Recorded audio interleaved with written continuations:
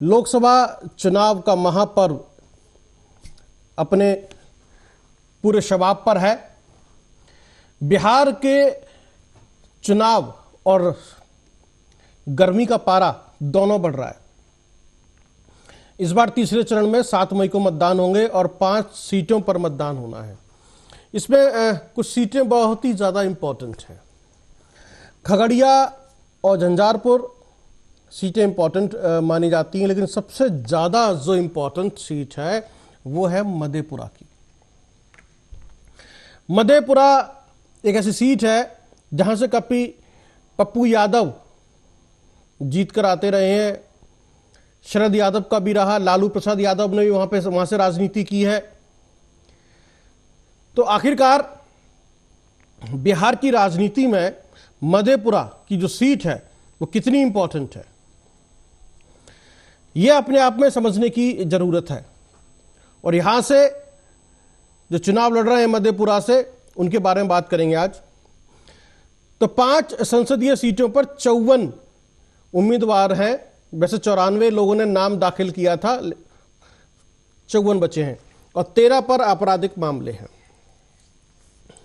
इसमें झंझारपुर से इंडिया गठबंधन के सहयोगी वीआईपी पार्टी के प्रत्याशी सुमन कुमार महासेठ हैं और इन पर सबसे ज्यादा आपराधिक मामले हैं, 6 मामले हैं इनके ऊपर। इसके अलावा ये धनबली भी है, धन के मामले में भी एक जो है करोड़पति प्रत्याशी के रूप में है, नामांकन दाखिल कर दिया है। और अररिया, मधेपुरा, सुपौल, खगड़िया, झंझारपुर, ये जो सीटें हैं इन पर 5-7 मई को मतदान होना है।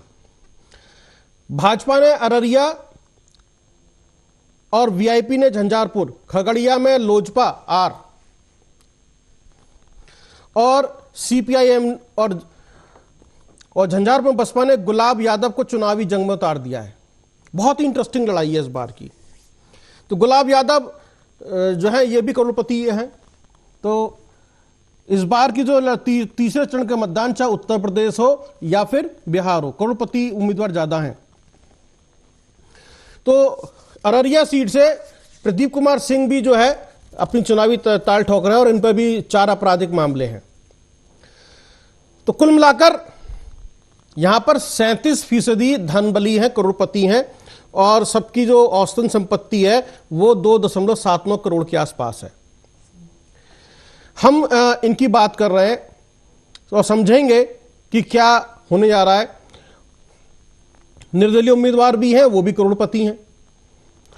तो ये जो जितने भी हैं, चाहे जावेद अख्तर हो, दीनानाथ चंद्रवंशी हो, राजेश वर्मा, मुश्ताक आलम, गंगा प्रसाद यादव, नीतीश कुमार और दिलेश्वर कामत को आप देख भी रहे हैं टीवी स्क्रीन पर, हम उनको दिखा रहे हैं आपको, दिलेश्वर कामत को, और शहनवाज और कुमार चंद्रदीप, ये ऐसे उम्मीदवार हैं जिन पर मुकदमे दर्ज हैं। तो बिहार के 2 चरण के मतदान हो चुके हैं, तीसरे चरण का मतदान होना है और उसमें तीसरे चरण के मतदान में झंझरिया जो झाझरपुर इंडिया गठबंधन की सीट है, वहां से जो मैंने बताया सुमन कुमार महतो हैं।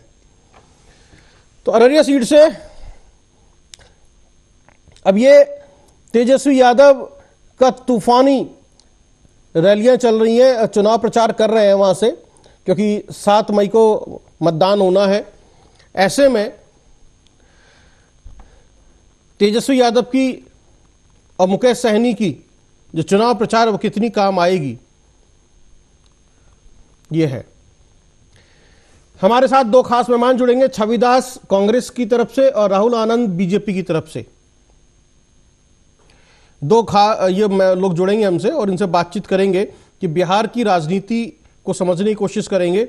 और जिस तरीके से जातिगत जनगणना की बात की थी कि भाई पूरे देश में जातिगत जनगणना कराई जाए, और महिला आरक्षण को लेकर भी, तो ये कुछ ऐसे मुद्दे हैं जिसको लेकर किसी भी पार्टी ने कोई ऐसी इच्छा शक्ति नहीं दिखाई जिससे लगे कि हां, जो उन्होंने कहा है सो करना चाहते हैं। एआईएमएम के जो अध्यक्ष हैं ओवैसी, असदुद्दीन ओवैसी, उन्होंने सिर्फ एक ही पार्टी को हराने पर या उसी को टारगेट करने का मन बनाया हुआ है, वो आरजेडी को टारगेट किए हुए हैं। आप उनके प्रवक्ताओं को या उनके नेताओं को चुनाव प्रचार में सुन सकते हैं,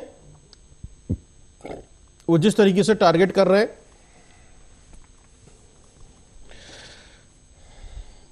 तो 2019 के लोकसभा चुनाव को भी देखें तो इन सीटों पर जो है एनडीए ने अपना परचम लहराया था और उसी जीत को बरकरार रखना चुनौती है। और महागठबंधन इन सीटों को जीतने के लिए कोशिश में है, यानी उसके पास खोने के लिए कुछ नहीं है, पाने के लिए सब कुछ है।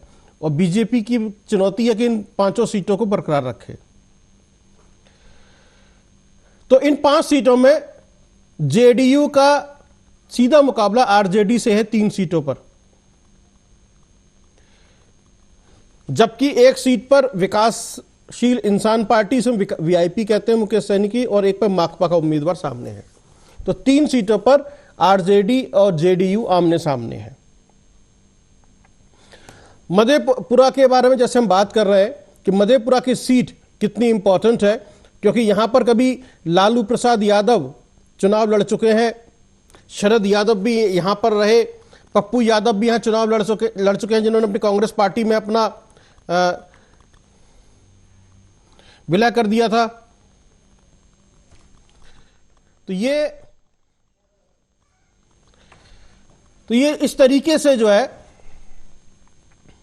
तो मधेपुरा की सीट बहुत इंपॉर्टेंट है। तो 2009 में यहां से जदयू टिकट पर शरद यादव ने चुनाव जीता था। 2009 में शरद यादव ने, तो शरद यादव के बाद यहां पर चुनाव जिस तरीके से हो रहा है, और इस बार दिनेश चंद्र यादव हैं यहां से मधेपुरा से, और दिनेश चंद्र यादव को मैदान में उतार दिया है जेडीयू ने,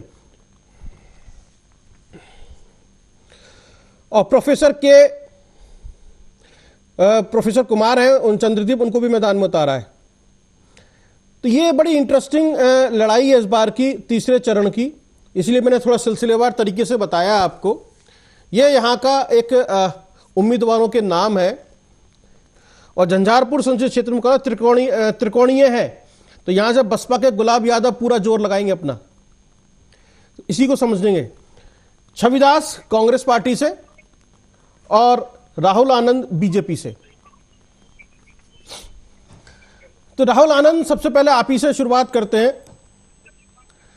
7 मई को चुनाव होना है, और आपके गठबंधन में जो जेडीयू शामिल है उसका 3 सीटों पर सीधा मुकाबला है आरजेडी के साथ में, और मधेपुरा की सीट सबसे इंपॉर्टेंट सीट है। पिछली बार ये आपके पास थी, आपके बचाने के लिए बड़ा संघर्ष करना पड़ रहा है इस बार आपको। जिस तरीके से तेजस्वी यादव तूफानी जो है रैलियां कर रहे हैं जी। देखिए, सबसे पहले बात को स्पष्ट कर दें कि तेजस्वी यादव जी रैलियां तो जरूर कर रहे हैं, लेकिन तेजस्वी यादव जी अपनी रैलियां करते वक्त खुद ही कंफ्यूज्ड हैं। देखिए, आपको थोड़ा सा फ्लैशबैक में ले चलने की कोशिश करूंगा मैं कि पूर्णिया सीट पे ही आ जाते हैं। आपने देखा होगा कि किस तरह से पूर्णिया सीट पे तेजस्वी यादव जी जाते हैं और वो उनका कॉन्फिडेंस जगमगा जाता है। वो अपने प्रत्याशी का वोट ना मान के वो एनडीए के प्रत्याशी का वोट मान के आते हैं कि इनको छोड़िए, हमको नहीं, इसी को दे दीजिएगा, लेकिन उनको मत दीजिएगा। तो इस तरह का अगर कंफ्यूजन रहेगा, और ऐसे भी राजनीति की परिपक्वता की अगर हम बात करें तो तेजस्वी यादव जी अभी काफी बच्चे हैं, अभी उनका जिनके साथ मुकाबला हो रहा है खास करके, तो उन लोगों के सामने ये काफी बच्चे हैं। देखिए क्या है कि वो सीख रहे हैं, राजनीतिक पारी अपनी सीखने की कोशिश कर रहे हैं, तभी इस प्रकार की उटपटांग बातें कर वहां पर आए थे। और जो व्यक्ति अपने एक महागठबंधन को रिप्रेजेंट करता हो, वो व्यक्ति अगर इस प्रकार की बातें कर आ जाए तो उसके कार्यकर्ताओं का कॉन्फिडेंस जगमगा जाएगा। आपको एक वीडियो के बारे में मैं बताऊंगा। एक वीडियो अभी तेजस्वी यादव जी का आया है, जिसमें तेजस्वी यादव जी अपने कार्यकर्ताओं को कहते हुए सुने जा रहे हैं कि अरे सब हटो यहाँ से, हटो यहाँ से, तुम लोगों को कोई जरूरत नहीं है हमको, चलो हटो। ये दिखाता है कि तेजस्वी यादव जी की जो मानसिक संतुलन है ना, वो किस तरह से बिगड़ रही है और कैसे दबाव में अनाप शनाप वो बक रहे हैं। देखिए, चाहे किसी भी पार्टी का कार्यकर्ता हो, छोटे या बड़े पार्टी जो भी हो, कार्यकर्ता का सम्मान होना चाहिए, और जो व्यक्ति अपने लोगों का सम्मान नहीं कर सकता है वो टक्कर क्या देगा। और जहां तक सवाल उठता है बिहार की राजनीति में, तो मैं आपको यही बताना चाहूंगा कि लोग आज विकास के साथ हैं, लोगों की भावनाएं राष्ट्र हित में, राष्ट्र को मजबूत करने के लिए है। 140 करोड़ की बातें अगर हम करते हैं तो जरूर उनकी चिंता का ख्याल भी होता है। जो तुष्टीकरण की बातें ये लोग करते हैं विपक्ष में बैठकर, वो सारी तुष्टीकरण का समाप्त, जो माननीय प्रधानमंत्री जी ने एक बात कही है कि one election one nation one election पे हम आएंगे अगर हमारी सरकार बन रही है तो हमारी सरकार बन रही है ये तो जग जाहिर है, और आने वाले 100 दिनों का जो टारगेट है वो दिया जा चुका है कि कैसे हमको आगे का काम करना है। लेकिन सवाल उठता है लोकतंत्र का, लोकतंत्र के मंदिर का सवाल यहाँ उठता है, लोकतंत्र की आस्था पे भरोसा होने के लिए। आपको याद होगा कि तेजस्वी यादव जी ने स्वयं पटना में रहते हुए अपना वोट नहीं डाला था। उनको लोकतंत्र के मंदिर में भरोसा नहीं है और उनको सिर्फ अपनी राजनीतिक रोटियां कैसे सेकनी है और कितने सीरियस हैं ये नजर आता है। चलिए ठीक है, उनको लोकतंत्र में भरोसा नहीं है, वोट नहीं डाला था उन्होंने, और आपने कहा बच्चे हैं अभी। छविदास बच्चा बता रहे हैं तेजस्वी यादव को और कह रहे हैं कि लोकतंत्र में भरोसा नहीं है, वोट नहीं डाला था। दो इंपॉर्टेंट बात है इनकी पूरी बातचीत की। स्थितियां हर वक्त एक समान नहीं होती और कभी कभी परिस्थितियों के आधार पर भी मानसिक संतुलन होता है। तो उसमें अगर 2 बार उप मुख्यमंत्री रहे व्यक्ति को 18 साल से नीचे का मांगते हैं तो मैं इनका स्वागत करता हूँ। विशेष तौर पे बैठी हुई जनता और आप खुद स्वयं हर बात को समझने के लिए सामर्थ्यवान है।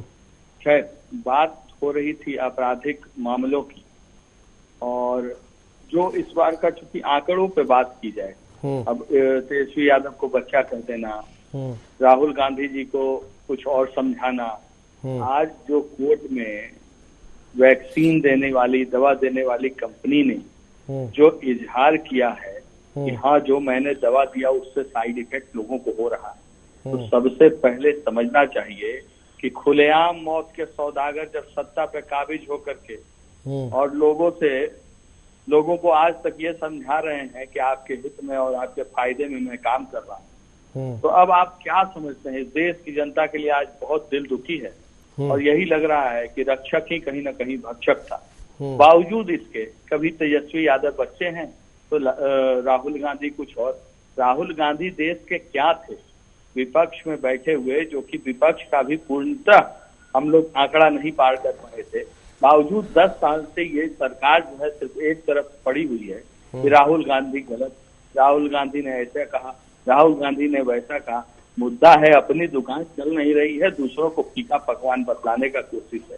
खैर, एक और जवाब मैं दे दूं भाई साहब को। एडीआर की रिपोर्ट शायद उन्होंने नहीं देखी है, क्योंकि भारतीय जनता पार्टी को आदत भी नहीं है रिपोर्ट और ग्राउंड स्तर पे बात करने की। ग्राउंड स्तर पे जहां बात होती है वहां खोखली बातों और झूठे जुमलों से काम चल जा रहा है, देश की जनता बहुत दिन पर लाई गई है। खैर, मैं आपको बता दूं कि एडीआर का जो रिपोर्ट है वो 139 लोग जो हैं बीजेपी के टिकट पे संसद का शोभा बढ़ाने के लिए तैयार हैं और उन पे आपराधिक मामले दर्ज है 139। दूसरी बात मैं बता दूं, उसमें कहीं ना कहीं आप इंडिया गठबंधन की भी बात करेंगे तो उसमें भी हम लोग कहीं पिछड़ते गए हैं। 49 आंकड़ा एडीआर ने दिया है। खैर, आगे अगर बात करें, जो सेकंड फेज की चुनाव हुई है 1192 लोगों ने कुल मिलाकर के चुनाव लड़ा है, जिसमें से 417 लोगों पर मामला दर्ज है। उसमें से अगर बात करेंगे तो सिर्फ और सिर्फ 69 नंबर जो है वो बीजेपी का है, जो कि 45% होता है। आप समझ ले कि इसके बाद अब क्या बोलना है और क्या कहना है। बोलते रहिए फिर राहुल गांधी की गलती, नेहरू जी की गलती, स्मृति ईरानी ने झंडा फहरा दिया, कुछ भी धरातल से ऊपर की बात आप करें। जनता समझ चुकी है, जनता पकड़ चुकी है। अब आपको जो जनता बात करेगी वो आंकड़ों के आधार पे बात करेगी। हम लोग बात करेंगे ग्राउंड रियलिटी पे बात करेंगे। ये हवा में बात करना हमें नहीं आता। खैर, बताया जाए जी। चलिए, खैर ये तो रहा आपका आपस में एक दूसरे पर वार कि किसने क्या किया, कैसे किया। बिहार की राजनीति में थोड़ा सा, जिस तरह ये 5 सीटें हैं और इनका जातीय समीकरण को थोड़ा समझने की कोशिश करते हैं, तो जिस पिछड़ा और अति पिछड़ा और जो है मुस्लिम आबादी रहती है यहाँ पर सबसे बिहार के अंदर, तो इसको लेकर आप लोगों ने जो टिकट बंटवारा किया उसमें कहीं भी ऐसा कुछ दिखाई नहीं दिया। जैसा आप कहते हैं जिसकी जितनी आबादी उसकी उतनी हिस्सेदारी, तो टिकट बंटवारे में इस नारे को आपने चरितार्थ क्यों नहीं किया? क्या मजबूरी है कि भाई जब आप चुनावी मंच से बोलते हैं तो इस तरह की बात करते हैं, और लेकिन जब आप उसमें आते हैं चुनाव लड़ने के लिए तब आप जो है इस तरह की बात कोई भी फैसला नहीं कर पाते हैं? क्या वजह है इसकी? कहाँ फैसला नहीं कर पाते हैं? हम लोग कल भी कहते थे, हमारे नेता राहुल गांधी, जिसकी जितनी भागीदारी प्रत्याशियों का यदि चयन देखें आप पूरे है ना बिहार में, और अगर आप अपने प्रत्याशियों का चयन देख लीजिए तो आपने जो यहाँ पर सिर्फ उन लोगों को मौका दिया है जो या तो धनबली हैं या फिर चुनाव जो जीत कर आ सकते हैं। आपने वो जो हिस्सेदारी वाली जो बात होती है उसको तो आपने एक तरह से दरकिनार कर दिया कि दोनों पार्टियों के साथ में ये एक आरोप है। धनबली में जैसे हमें कोई एक नाम बताते हैं आप, कौन धनबली है जिनको कि हम लोगों ने मौका दे दिया? ऐसी कोई जानकारी हमारे पास नहीं है। बहरहाल हो सकता है धनबली हर कोई है, लेकिन अब उसमें ये खास तौर पे अगर कोई व्यक्ति है तो कृपया कर मुझे बताया जाए, हमारी जानकारी में नहीं है। और रह गई बात जिसकी भागीदारी की, तो भारतीय जनता पार्टी के बनिस्पत कहीं न कहीं बिहार की जनता को और भारत के जनता का मिजाज देखते हुए जो उनके लिए सही है वो निर्णय हम लोगों ने लिया है। अगर देखने वाली बात तो यहाँ है साहब कि जब आप दूल्हा पकड़ के लाते हैं और आसनसोल से भाग करके कारा काट में दूल्हा छिप के बैठ जाता है, उसके बैठ जाता है, आखिर मुद्दा क्या था ये समझ नहीं आ पाया। तो वहाँ किस आधार पे बांट रहे थे? किशनगंज में आप इस बार मुस्लिमों को आपने टिकट दिया है, तो आपने तो पूरा न्याय किया है कहीं ना कहीं। तो उस न्याय में तो समझने योग्य बात है कि हमारे यहाँ क्या कमी रह गई और आपने क्या खास किया है। चलिए खैर, इस बार जो है दिनेश चंद्र यादव किस्मत आजमा रहे हैं अपना यहाँ से मधेपुरा से। मधेपुरा की सीट बड़ी इंपॉर्टेंट सीट है, किस तरीके से देख रहे हैं आप चुनाव होगा? मैं राहुल आनंद से समझने की कोशिश कर रहा हूँ कि इस बार जो है सुनने में आ रहा बड़ा कांटे की टक्कर है इस बार मधेपुरा पर। मधेपुरा हाथ से निकल सकता है इस बार। देखिए, लोकतंत्र के मंदिर में अगर लोकतंत्र पे आस्था है और जनता जनार्दन पे आस्था है तो मैं बस यही कहूंगा कि इसके पहले भी बहुत सारे कांटे के टक्कर रहे हैं, चाहे वो 14 की बात रही हो या 19 की बातें रही हो। और जो समीकरण की आप बात कर रहे हैं तो मैं आपको बताना चाहूंगा कि इसके पहले जो हमारी लड़ाई हुई थी 2019 में, तो हम लोगों ने क्लीन स्वीप किया था। तो इसका मतलब साफ और स्पष्ट है कहीं ना कहीं कि जनता ने विकास को चुना था। अब देखिए, थोड़ी देर के लिए थोड़ा मैं अपने कांग्रेस के मित्र को एक दो बातें बता देना चाहूंगा। जो ये कोविशील्ड की बातें कर रहे हैं, कोविशील्ड वैक्सीन मैंने भी लिया है और देखिए कैसे ये ऑन एयर लोगों को बरगलाते हैं और बातों को झुठलाते हैं और लोगों के मन में डर पैदा करते हैं, जो इनकी आदत और इनके डीएनए में रहा है। देखिए क्या है, कोविशील्ड 20 करोड़ लोगों को मिला है और मात्र उसमें से 220 लोगों को इफेक्टिव पाया गया है। और कोविड ने इस बात का दावा किया है, जिस बात को हमारे मित्र बोलना भूल गए, उसने दावा किया है कि कोविशील्ड लेने के 6 हफ्ते के अंदर अगर कोई समस्या आती है तो समस्या गंभीर है, लेकिन ऐसी स्थिति नहीं उत्पन्न हुई। और मैं आपके सामने प्रत्यक्ष रूप से प्रमाण में उपस्थित हूं, मैं बैठा हूं, मैंने भी कोविशील्ड ही लिया है। अगर विदेशों में बात कर ले तो 0.5% में थोड़ी सी डिस्टर्बेंस जरूर आई है, इसके ऊपर भी बातें चल रही है कि क्या करना है। जहां तक बातें ये कर रहे थे हमारे मित्र कि वेस्ट बंगाल की बातें कर रहे थे, तो थोड़ा मैं इनका ध्यान केंद्रित करना चाहूंगा इस स्थान पे कि अमेठी जो परंपरागत सीटें रहती है, ना वहां राहुल जी, ना सोनिया जी और ना ही प्रियंका जी तैयार हो पा रही हैं वहां पे लड़ने के लिए। प्रियंका जी अपनी हार नहीं, हम बिहार में रहेंगे, 5 सीटों पर रहेंगे, हम उत्तर प्रदेश नहीं जाएंगे ना, हम रायबरेली नहीं जाएंगे, अमेठी नहीं जाएंगे, हाँ, नहीं उधर नहीं जाएंगे, हम बिहार में रहेंगे। हमारे एक साथी लेकर गए थे, तो मैं उनको ही बता रहा हूँ कि ऐसी हुई थी। और जहां तक बिहार का सवाल है तो मैं आपको बता दूं कि आने वाले दिन में जब हम आपके साथ बैठेंगे तो एक तफरीक सुनाई देगी पूरे देश के अंदर, जिससे 3 ही चीजें निकलेंगी, शानदार, जबरदस्त और जिंदाबाद, यही बातें निकलेगी। और जो 5 सीटें हैं खास करके, देखिए लोकतंत्र में लोगों को हिस्सा लेना चाहिए आकर वहां पर अपनी भागीदारी सुनिश्चित करने के लिए। हमें एक चर्चा और करनी चाहिए जो हमारे लिए चिंता का विषय है, सबके लिए है, कि वोटिंग प्रतिशत क्यों कम हो रहा है, वो क्यों डाउन जा रहा है, लोगों को उत्साहित क्यों नहीं कर पा रही है राजनीतिक पार्टियां, कांग्रेस अपनी जिम्मेदारी क्यों नहीं ले पा रही है। अच्छा चलिए आपने एक जिक्र छेड़ दिया, इस पर भी बात करेंगे। हमने कल भी इस बारे में बात की थी कि क्या वजह है कि वोटिंग परसेंटेज डाउन है। क्या वोटिंग परसेंटेज सिर्फ, आपने ऐसे भी कांग्रेस पर आरोप लगा दिया कांग्रेस अपनी जिम्मेदारी नहीं ले रही है वोटिंग परसेंटेज के लिए, बीजेपी जिम्मेदार नहीं है इसके लिए, क्या जेडीयू जिम्मेदार नहीं है इसके लिए, आरजेडी जिम्मेदार नहीं है इसके लिए, और भी तो पार्टियां हैं, सपा जिम्मेदार नहीं है इसके लिए, या बीएसपी जिम्मेदार नहीं है इसके लिए, या ओवैसी जिम्मेदार नहीं है, या डीएमके जिम्मेदार नहीं है, जितनी भी है ना, या टीएमसी जिम्मेदार नहीं है इसके लिए, सिर्फ जो है कांग्रेस ही जिम्मेदार होगी इसके अंदर? सभी पॉलिटिकल पार्टी जिम्मेदार हैं। लोगों का भरोसा उठ गया है पॉलिटिकल पार्टीज के ऊपर से। लोग, क्योंकि आप वोट मांगने जनता के पास जाते हैं ना, जनता आपके पास नहीं आती है, आप जाते हैं, आप कहते हैं कि हमें वोट दीजिए, हमें चुनिए, हम आपके लिए व्यवस्थाएं करेंगे। और जब वो व्यवस्था के लिए चुनती है आपको सांसद विधायक के रूप में, उसके बाद क्या होता है? जनता खड़ी रह जाती है वहीं की वहीं। अफसर और या ब्यूरोक्रेट्स का गठजोड़, वो पहले ही अफसरों से परेशान होती है, पुलिस चौकी थाने के चक्कर काट काट के। एक छोटी सी एफआईआर तो लिखवा नहीं सकता एक आम आदमी, एक छोटा सा जन्म मृत्यु प्रमाण पत्र तो बनवा नहीं सकता एक आम आदमी उसके। तो ये जो समस्याएं हैं, ये सभी पॉलिटिकल पार्टीज को उठानी पड़ेंगी। इसको सोचना पड़ेगा। वोटिंग परसेंटेज यदि डाउन हो रहा है तो ये सभी पॉलिटिकल पार्टी जिम्मेदार है इसके लिए, जनता जिम्मेदार नहीं है। तो आप यानी कि इसके ऊपर चलिए आज इसी पे चर्चा कर लेते हैं। और तीसरे चरण के मतदान में अगर यदि वोटिंग परसेंटेज डाउन रहता है तो जितनी भी पॉलिटिकल पार्टीज हैं बिहार के जो चुनाव लड़ रही हैं इस वक्त, मैं बिहार की बात कर रहा हूं, वो क्या करने जाए, क्या करेंगी, कैसे मंथन करेंगी और क्या प्लानिंग करेंगे कि वोटिंग परसेंटेज बढ़ जाए, चाहे इस वाले लोकसभा चुनाव में हो या फिर आने वाला विधानसभा चुनाव हो बिहार का, उसमें बढ़ जाए। बताइए, छविदास जैसे कह रहे हैं राहुल आनंद कि भाई कांग्रेस पार्टी को जिम्मेदारी लेनी चाहिए, वोटिंग परसेंटेज डाउन जा रहा है, आपका क्या कहना है?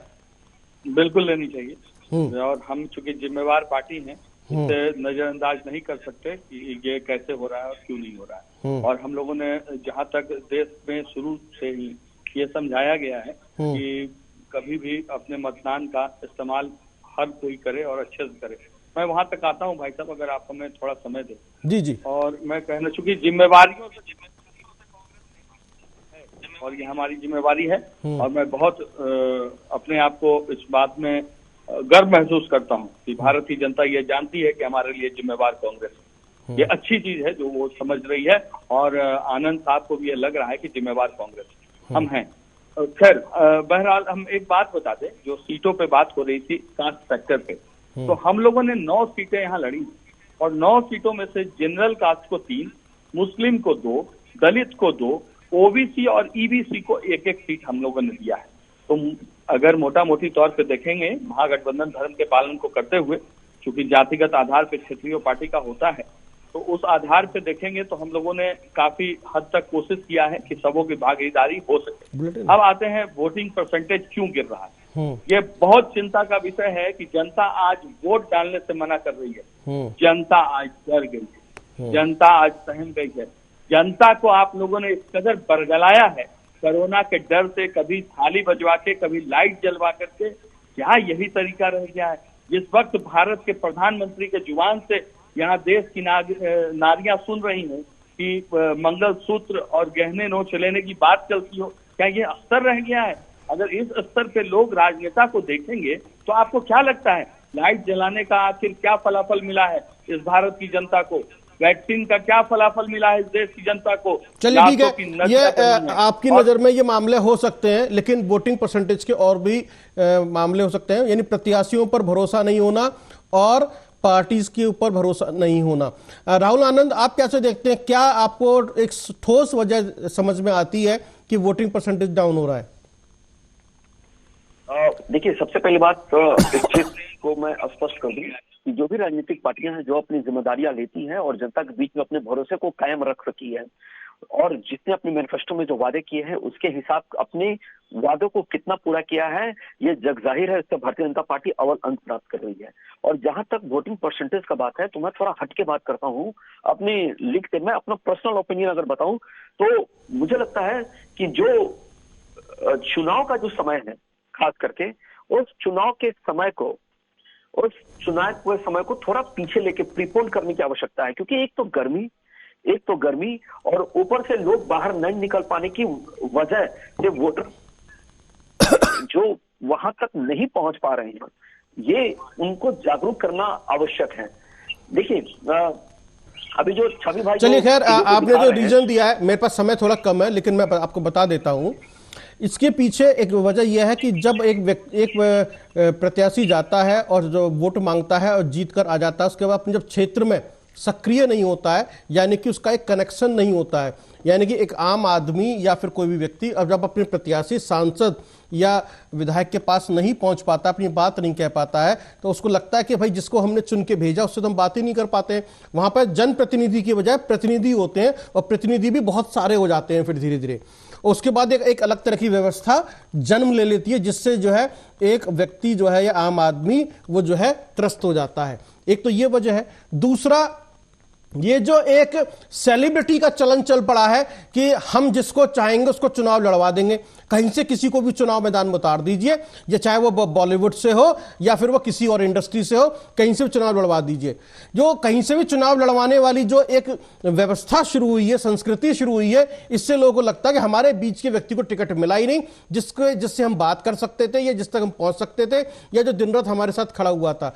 तो ये जो एक प्रतिनिधि और एक जनता के बीच में जो कनेक्शन है ना, वो खत्म हो गया है, जिसकी वजह से लोगों का वोटिंग परसेंटेज, वोटिंग के ऊपर से भरोसा उठता चला जा रहा है। ये आपको सोचना होगा कि क्या ये तरीका सही है कि जिन्होंने दिन रात मेहनत की या जो जनता के बीच में के लोग नहीं है उनको यदि आप चुनाव लड़वा रहे हैं, या आप यूं कहें कि मधेपुरा के आदमी को आप जो है पटना ले जाकर चुनाव लड़वा रहे हैं या फिर आप दूसरे स्टेट में ले जाकर चुनाव लड़वा रहे हैं, तो इसका फर्क पड़ता है और ये आपको समझना होगा। और जिन प्रत्याशियों का विरोध होता है, सब कुछ होता है, इसके बावजूद भी पार्टी उनको टिकट देती है, कहती है लड़ो, तो यह भी एक वजह हो सकती है कि वोटिंग परसेंटेज डाउन होने की। तो कुछ मोटी मोटी वजह है, ये समझना पड़ेगा। और यदि आप कह रहे हैं गर्मी, तो पिछले 5 चुनाव उठाकर देख लीजिए किस सीजन में हुए हैं। गर्मी से मतलब नहीं है, चाहे 2009 का हो, 14 का हो, 19 का हो, उठाकर देख लीजिए कि लोकसभा चुनाव किस मौसम में होते हैं। तो इसका ये एक जो है दलील जो है आपकी, ये हजम नहीं होती है कि गर्मी ज्यादा है, इससे फर्क नहीं पड़ता। फिलहाल ये कुछ सवालों के साथ हम छोड़े जा रहे हैं आपको कि वोटिंग परसेंटेज कम क्यों हो रहा है और प्रत्याशियों का सिलेक्शन पार्टियों को कैसे करना चाहिए और आपका जनप्रतिनिधि कैसा होना चाहिए। कोई भी संसदीय क्षेत्र जनप्रतिनिधि से चलेगा या फिर प्रतिनिधियों से चलेगा, यह आपको सोचना है। बहुत बहुत धन्यवाद। देखते रहिए आप आर्या न्यूज।